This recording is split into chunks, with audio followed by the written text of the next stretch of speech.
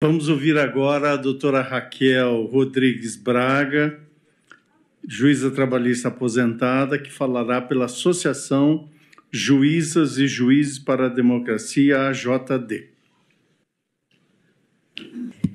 Boa tarde para todos.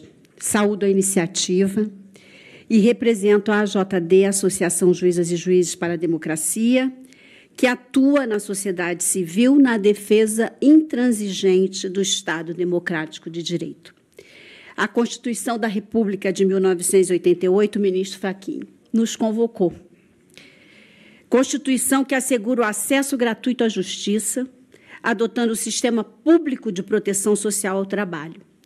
A intervenção da AJD nesta audiência, mais do que corroborar todos os argumentos no sentido de garantir a relação de emprego com as plataformas digitais, pois presentes os elementos que a caracterizam: subordinação, pessoalidade, onerosidade e não eventualidade.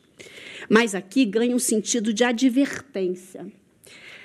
Há um ataque ao conhecimento acumulado.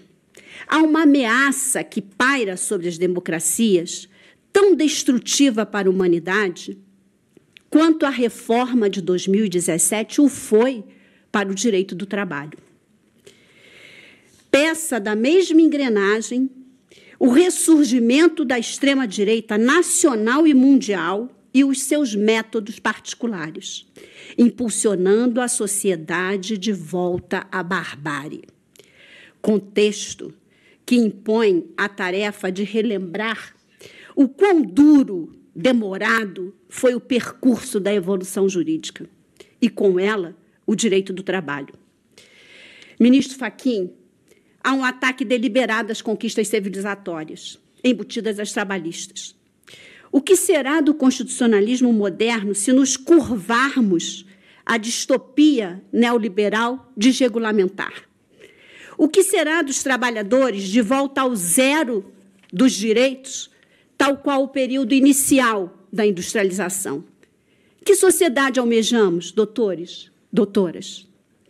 Os traços mais gerais do capitalismo agora, em vestes neoliberais, formatado em velhas novidades, a exemplo da globalização, na realidade, mundialização do capital, em busca de novos mercados financeiros, a valorização fictícia, dinâmica especulativa, enfoque que engloba a imposição de legislação supressora de direitos, ao lado do moderno laboral, que de moderno não tem nada, cujos trabalhadores padecem em precárias condições, terceirização, plataformização. Que tal cybersenzala? Observe-se sobre a ordem imposta a partir dos anos 80, quando podíamos até considerar a automação bancária como tecnologia com algum impacto sobre os postos de trabalho. Ainda assim, não tão drástica. Época acompanhada da grande bolha especulativa, seguida da recessão da economia dos países periféricos, agudizada a partir da crise das subprimes em 2008 e 2009. No Brasil, a crise foi, de certa forma, represada, exatamente pelas diretrizes constitucionais de 1988,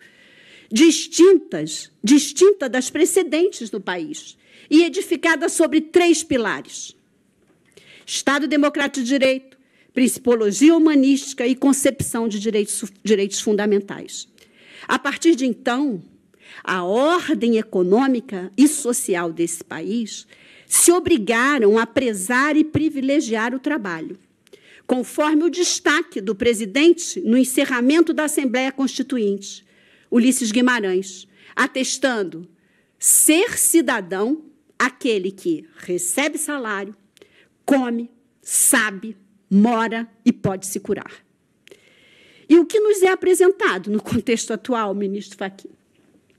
Novamente em cena, prescrições ideológicas desconectadas da vida real. Temos aqui o depoimento do senhor Nicolas, um trabalhador. a justificar o cenário onde nunca tão poucos tiveram tantos e tantos sem nenhum. Está no centro da discussão a eliminação do direito do trabalho como disciplina, cuja deteriorização mundial tem sido subavaliada. Esse é o debate dessa audiência, ministro. O Estado, de inclusivo a excludente, reclama o restabelecimento do positivismo jurídico moderno, no sentido contrário à destruição dos limites legais de natureza constitucional e trabalhista. As plataformas não são tecnologia de substituição dos trabalhadores. O trabalhador é o mesmo. Motoristas, entregadores, as plataformas digitais, muitas intermediadoras de mão de obra, sim, uma nova temporalidade de exploração, uma produtividade elevadíssima via tecnologia e reestruturação da produção em escala global. Saímos do tempo fordista para o de 7 dias na semana? 16, 18 horas ao dia? O trabalhador volta ao inferior estágio de mercadoria? A missão da JD nesse ato, sem repetir os dados desumanos trazidos pela Defensoria Pública e pela ação do MPT, Ação Civil Pública, e outros dados que foram trazidos aqui, a nossa missão, em poucos minutos, a construção do direito do trabalho para a sua recuperação e permanência, a consciência da exploração umbilicadas às lutas sociais contra a opressão. As plataformas não são tecnologia de substituição dos trabalhadores. O trabalhador é o mesmo. Motoristas, entregadores, as plataformas digitais, muitas intermediadoras de mão de obra, sim, uma nova temporalidade de exploração, uma produtividade elevadíssima via tecnologia e reestruturação da produção em escala global. Saímos do tempo fordista para o de 7 dias na semana? 16, 18 horas ao dia? O trabalhador volta ao inferior estágio de mercadoria? A missão da JD nesse ato, sem repetir os dados desumanos trazidos pela Defensoria Pública e pela ação do MPT, Ação Civil Pública, e outros dados que foram trazidos aqui, a nossa missão, em poucos minutos, a construção do direito do trabalho para a sua recuperação e permanência, a consciência da exploração umbilicadas às lutas sociais contra a opressão, originaram melhores condições econômicas e, em paralelo, a evolução do direito do trabalho. O regime capitalista, no entendimento de Arnaldo Susequinde, integrante da comissão que elaborou a CLT, apresentou 2 fases distintas: a da liberdade contratual de índole formal e a do trabalho protegido por meio de limitações a essa liberdade. Após, Márcio Túlio Viana atestou: o sistema capitalista transformou cada trabalhador em empregado e cada empregado em consumidor. As assertivas dos autores indicam o estabelecimento de barreiras pelo Estado à liberdade contratual, refletidas na produção, na proteção do empregado e favorável ao interesse coletivo. A mutabilidade externada antepuseram-se fortes batalhas, as mesmas daqui, as mesmas, tanto no campo material quanto no teórico. Essa última como resistência destinada a assegurar o caráter autônomo do direito do trabalho e a sua específica natureza jurídica. Os 2 grandes grupos, direito público e direito privado, motivaram mais de 104 teorias apenas no início do século XX. A conclusão de Susequinde seguiu a unidade conceitual do direito do trabalho, de vez que, embora possuindo instituições e regras de direito público e dispositivos de caráter privado, deveria ser entendido e aplicado de conformidade com a unidade emanada dos princípios doutrinários que o fundamentam e das diretrizes oriundas dos respectivos sistemas legais.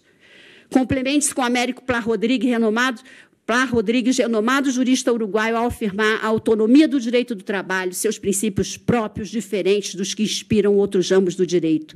Destacando-se novamente, Arnaldo Susequinde, ao salientar que o princípio da proteção resulta das normas imperativas, portanto, de ordem pública, a caracterizar a instituição básica do Estado nas relações trabalhistas.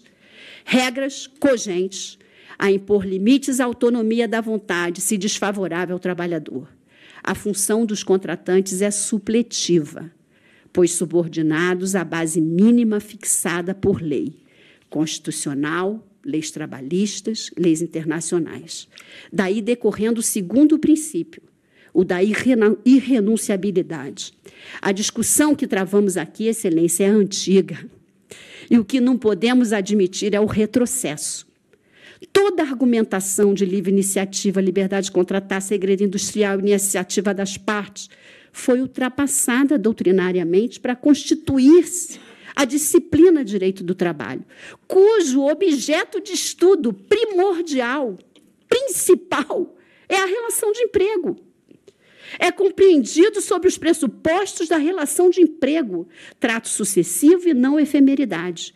O direito do trabalho íncito à subsistência exige defesa. A justiça do trabalho é especial por sua competência própria. O direito do trabalho é ramo autônomo por sua natureza jurídica e princípios reitores específicos. O seu objeto de estudo é a relação de emprego, compreendida sobre os pressupostos do trato sucessivo e não efemeridade. Encerrando, repito, indicando que o contrato de trabalho não se esgota instantaneamente e pressupõe longevidade. Diga-se mais, a declaração da relação de emprego, por tudo o que dissemos, é da alçada da justiça do trabalho, juízes capacitados para esse mistério. Atente-se para a imprescindibilidade do princípio da continuidade do emprego, conceito e competência não à toa figurando em inúmeras bibliografias a partir de 1950. Torná-lo obsoleto no discurso moderno é uma das maiores perversidades neoliberais. Indubitável para o indivíduo que tem no seu trabalho a subsistência, almejar relações estáveis e contínuas para a obtenção de tranquilidade, satisfeitas as condições alimentares, de moradia, de saúde, de segurança, um padrão mínimo de vida a ser destinado a todo ser humano e que deveria integrar prioritariamente a política interna de todos os países. Qualquer outro entendimento é caminhar para a extinção da justiça do trabalho, da disciplina direito do trabalho. E trabalhador sem direito alimenta sociedades sem lei. Sociedade sem lei, ministro Fachin, cogita a possibilidade de matar presidente, vice e ministros do STF, lamentavelmente. Traga o Brasil no pescoço, traga o direito do trabalho no peito, pela soberania dos dois e em defesa da dignidade humana. Agradeço a atenção.